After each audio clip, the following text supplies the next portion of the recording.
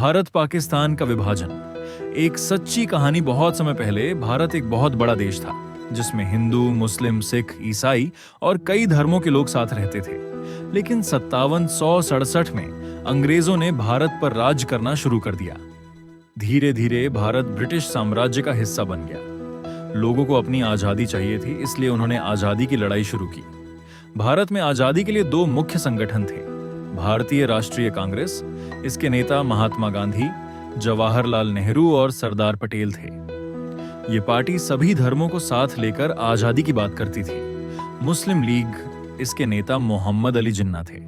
उनका कहना था कि मुस्लिमों को डर है कि आजादी के बाद हिंदू बहुल देश में उनकी बात नहीं सुनी जाएगी।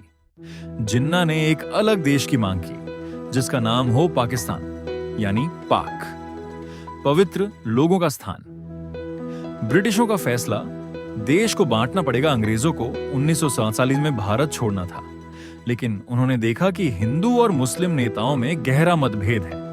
लॉर्ड माउंटबेटन, जो उस समय भारत के आखिरी ब्रिटिश वायसराय थे, उन्होंने तय किया कि भारत को दो हिस्सों में बांट दिया जाए। भारत, हिंदू बहुल पाकिस्तान, मुस्लिम बहुल, जिसमें पश्चिमी पाकिस्तान और पूर्वी पाकिस्तान यानी आज का बांग्लादेश शामिल था। 14 अगस्त 1947 को पाकिस्तान बना और 15 अगस्त 1947 को भारत बना। 1947 को भारत आजाद हुआ।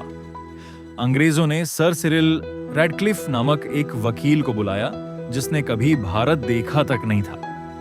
उसने नक्शा देखकर भारत और पाकिस्तान के बीच सीमा खींच दी।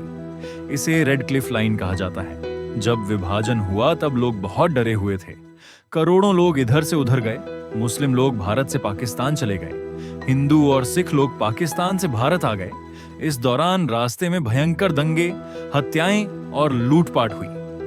लगभग 10 लाख लोग मारे गए और 1,50,00,000 लोगों को अपना घर छोड़ना पड़ा। लाखों दोस्त, पड़ोसी और परिवार बट गए। लोगों ने अपने बचपन का घर, जमीन और रिश्तेदार खो दिए। यह इतिहास हमें सिखाता है, धर्म के नाम पर नफरत भड़काना बहुत खतरनाक हो सकता है। अहिंसा, समझदारी और एकता से ही देश मजबूत बनता है। भूतकाल की गलतियों को दोहराना नहीं चाहिए। अगर आपको हमारी कहानी पसंद आती है तो कृपया हमारे चैनल को सब्सक्राइब करें और बेल आइकन दबाएं।